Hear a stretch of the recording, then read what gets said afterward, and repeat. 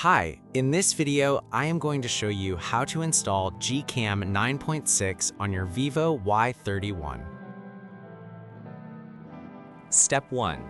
Tap the first link in the description to open the article. Step 2. Scroll to the download section and download the GCam APK file.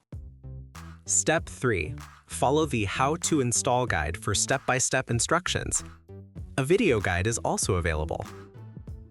That's it. Don't forget to visit the article for complete instruction in APK file.